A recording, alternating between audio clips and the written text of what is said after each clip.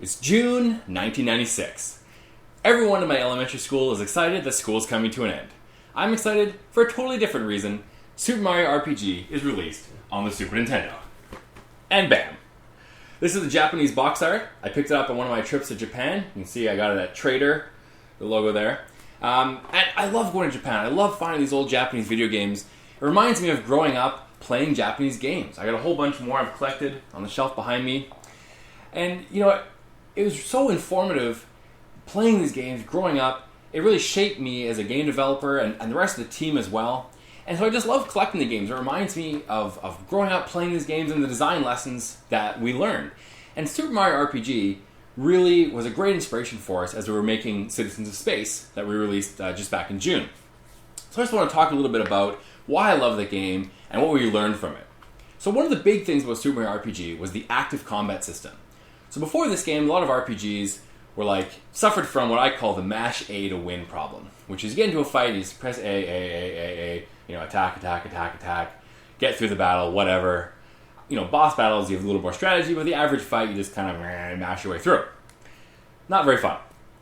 Super Mario RPG kind of turned this on its head and said, okay, during an attack, press A at the right moment, and you can increase your attack power or, defend against an enemy, right? So, Mario gets a kind of punch attack, and so if you press the button at the right time, you not just a punch, but you do like a kind of 1-2 punch, to the enemy. Do more damage. Awesome. Same thing when enemies attack, Goomba will jump over to you, do a kind of like a headbutt bite thing. Press A at the right time, Mario defends, take less damage. Awesome. It was so cool. Because now it's not just, your strategy, making the right choices, picking the right abilities to use, but also your kind of skill in kind of like an action kind of game sense where you can press the right time and maximize your attack power, maximize your defense power. Really, you can squeeze the most out of every single attack. No more mash A to win. Now every battle, every attack feels really significant. And that was so cool. And we tried to do something similar for Citizens of Space.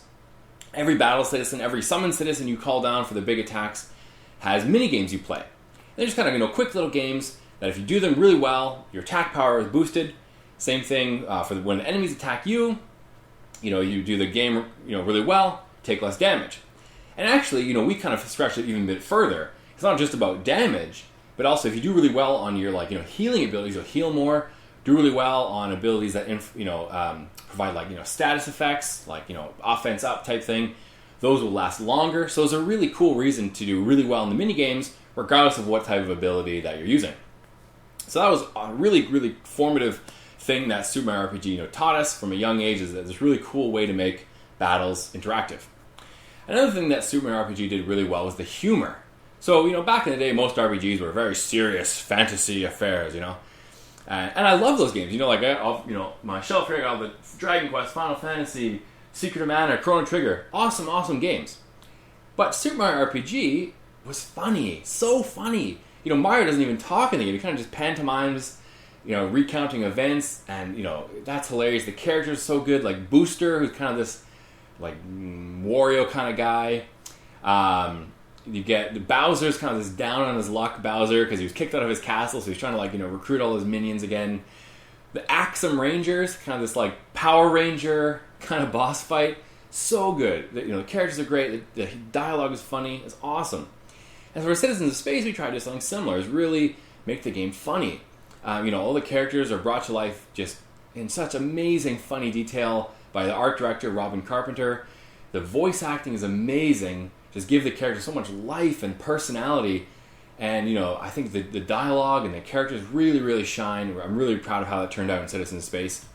And it was, thanks to games like Super Mario RPG, Earthbound, another example of games that show, things can be funny, they can be lighthearted. And that was a lesson that we really loved when we were growing up.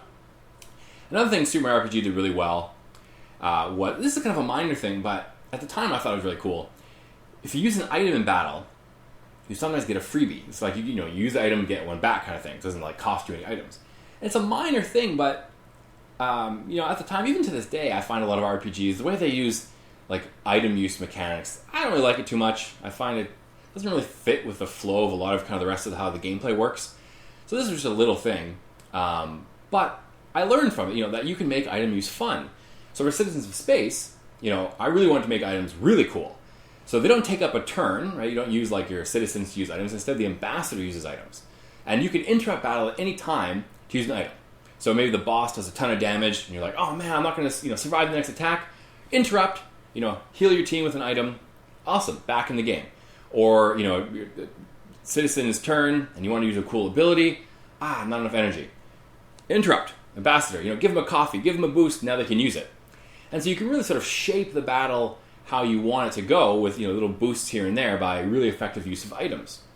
So I think, that was a really cool thing that we tried to do for Citizens of Space. And again, just, kind of a nod to Super Mario RPG innovating a bit as well.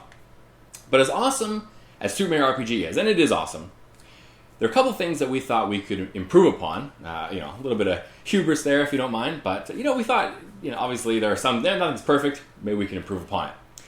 And one of the things was actually a piece of that active combat. So as great as it was, I felt like later on in the game, you get kind of new equipment, and there's lots of new enemies that are more complicated. The timing of knowing when to press the button, I found really hard.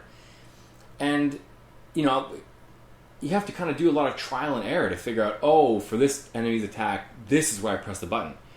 And it wasn't really obvious a lot of the time. Now, later, kind of games in the Mario RPG vein, Paper Mario, Mario & Luigi, they're a lot better. I think definitely helped by kind of the more detailed animations they could get away with on those platforms versus Super Nintendo, of course. So it's a little more obvious when an enemy attacks, how you have to do the timing. But we wanted to make it kind of really obvious as well on Citizens of Space. So, again, when you're playing the mini-games to, do more damage or help yourself on defense, it's not a guessing game of like, how do I interact with this game? What do I need to do? Really just comes down to like, can I master it? Do I have the skills to really, get like the highest rank, super rank on these games to really squeeze every little bit out of my attack and defense? You're not guessing about what to do. So this we felt really, still a challenge, but not a challenge of guessing, more a challenge of like skill mastery. Super Mario RPG had kind of like an archaic inventory management system that a lot of games did back then. We have very limited item slots. So if you want to pick up another item, you got to figure out, which item am I going to throw away? And of course, this didn't have the opposite problem. Some games, Final Fantasy, had the opposite problem, right? Where you just stockpile 99 of every item, and then suddenly it's like, what on earth can challenge you? You've got 99 of every item in the game, you're healing like crazy, right? So for Citizens of Space, we kind of tried to go in the middle, where you can hold any number of unique items, right? So you're not having to like, what item do I throw away? But a limited quantity of each item. So example, the chef gives you great healing items, and so you never get into a situation where it's like, I really want this healing item, I gotta throw away that one. But at the same time, you can only hold a limited number of the healing item, right? So you can't stockpile it to make battles trivial. But at the same time, again, you're not wasting time sorting, organizing your inventory, right? So that kind of was a nice kind of middle ground that we thought really improved upon some of the archaic systems that we feel were common in early RPGs, and even to this day some. But anyway, another thing that we wanted to improve upon was, I hesitate to say improve upon, because Super Mario RPG did this very well, but the cast of characters. So they did great, but we thought, hey, maybe we can just dial it up to 11. We just take it to the max, just push it as far as we can go.